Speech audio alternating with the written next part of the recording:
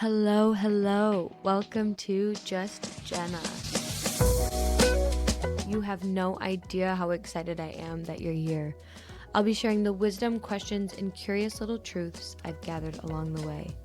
From brilliant thinkers to weird memes, from ancient texts to the knowing of nature. Some of what I've learned came from books, some from breakdowns, some from simply paying attention, and some from fumbling through it myself. My hope is that these stories expand you the way that they've expanded me, so maybe, just maybe, you don't have to trip over the same parts of life I did. And if you do trip and fall, it's okay. I won't tell anyone. You wanna know what? I wish someone would have told me this sooner.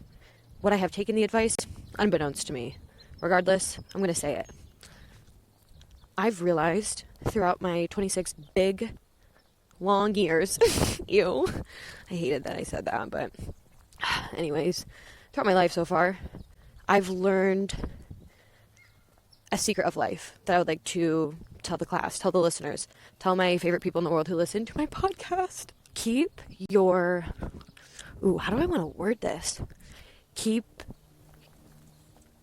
secrets to yourself about yourself. Does that make sense? Probably not. Instead of spilling the beans about your life and how you feel and what you're going through and your dreams and certain things you're hoping to achieve, instead of spilling the beans to just anyone that will listen and you just have diarrhea at the mouth, learn to contain it. Learn to keep it in. Is this a snake? Oh, no. Learn to contain it and keep shit to yourself. I think it is partially the reason why I am having more success in my life at the moment. Because when I was younger, I used to overshare about everything. I feel like I really used to overshare, you know? And there's no judgment. That diva, that version of Jenna, she had to do that. She had to spill the beans and she had to overshare.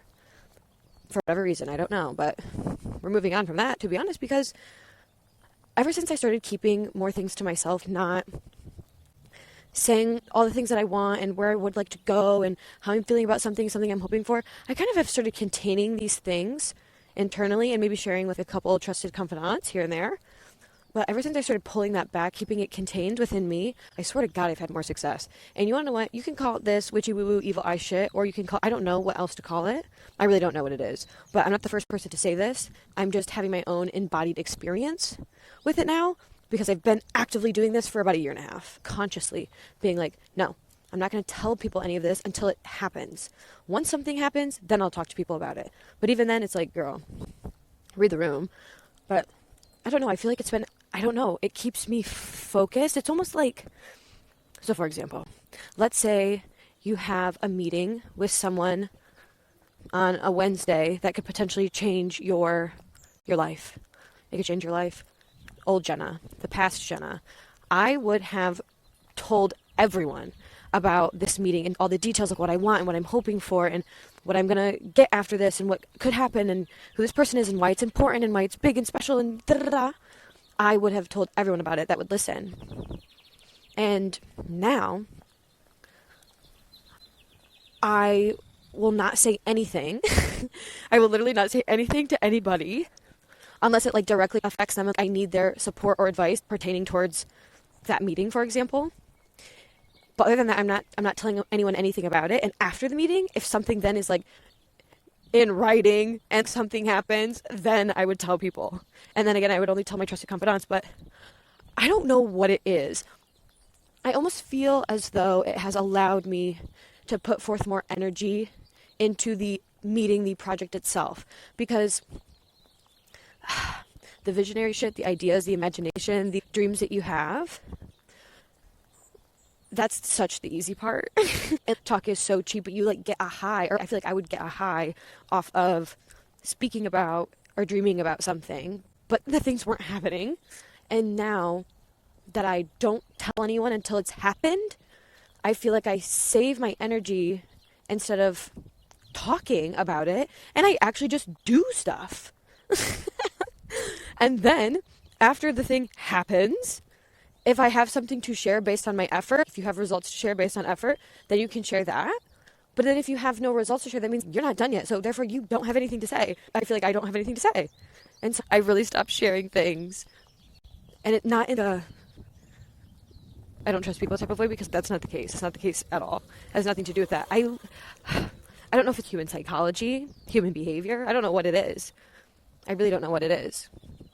But that's my piece of advice. Instead of talking about it, do something about it. Stop talking to people about it until you've done it. Stop it. I genuinely think it has produced more results for me. That's why I'm giving that advice. Because also I'm taking this advice. I actively do this. I'm doing this right now while I'm walking with you guys. Okay, I think this is all I really have to add. This was fun. Do you guys want to go on a walk with me again sometime soon? Because I am just on my headphones. I don't even know if this is recording, but I'm just on my headphones and I'm on a walk and I'm yapping. And I feel like I just blacked out, but now I'm walking underneath my favorite tree arc and I'm so back in reality. I'm like, whoa. I love nature. I love being outside. This is so important to me. Hearing the birds, breathing in the fresh air, feeling sun, feeling life, seeing life. Nature is such a gift. Nature is such a gift. Oh my God. Sometimes I feel like I'm always being funny about it. But no, I feel like I have sincere feelings about nature and what it does for me. I just love it. I'm so grateful for it. There's a hawk.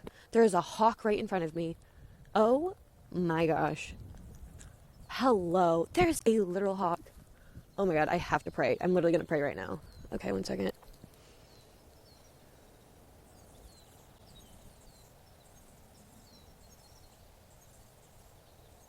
Okay. There's a hawk in a tree, and I just stood underneath it and I prayed. I'm going to keep walking. I'm totally going to keep that in. I'm totally going to keep that in. You guys, I have something else to say and then I'll zip it. I promise I will zip it, but I have one more thing to say. Please allow me to influence you in this moment by saying you need to have some sort of way that you're recording your life. Whether that be writing, whether that be physically handwriting, typing, writing, talking to yourself, photos, scrapbook, a memory box. I don't know and I don't care how, but you need to do it. You need to do it. I feel so strongly about, I think everyone should write a book. I think everyone should write their own book. Everyone should write their own story. Everyone should, because everyone has something to say. Everyone has something to say. I've never met a person that doesn't have an extraordinary story. Seriously. I just really want everyone to write their story and write their thoughts and what they think about and what they do and how they feel. And I just want everyone to have that outlet. I have another secret to share because it's making me realize something. I have a whole episode about confidence because I believe that confidence is the effect of action. You don't feel confident before you do something. You make action, and then confidence is a byproduct. It follows. And you want to know what else I think actually gives me confidence? Is the fact that I can look back at my life in my journals, in my podcast, in my notes app, just because I record my life. I'm able to go back and see proof of me wanting something, wanting to accomplish something. I think we forget so often that we're living in the moment, a moment that we have prayed for and wanted.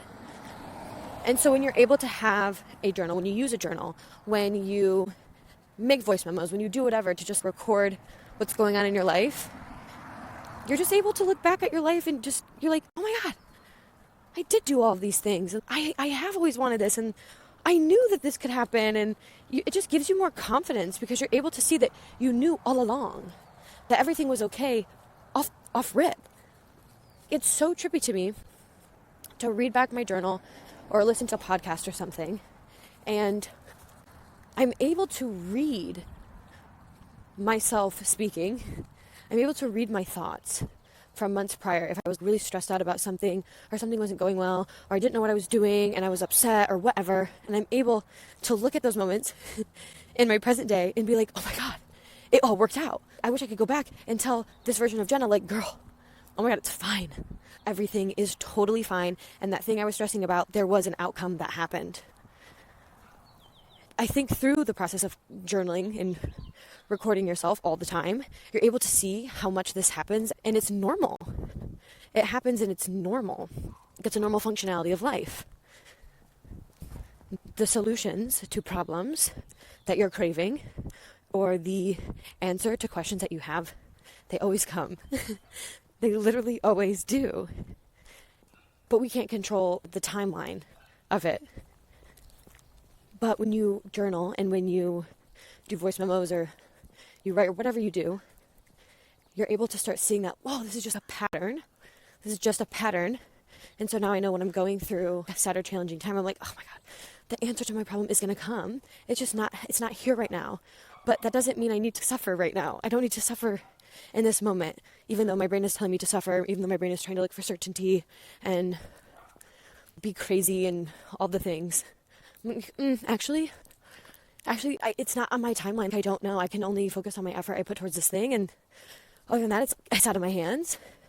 But I think so many times I would put it all in my hands and make it my problem. And I'm like, actually, it's not my problem. This is not my problem. So that's another one of my 2 cents. So I think now I'm out of stuff to say. I love you to the moon and back. I enjoyed my little walk and talk session with you. I wish you all the best. Sending you guys wholeness and whatever it is that you deserve. Seriously. All right. I will see you next Tuesday.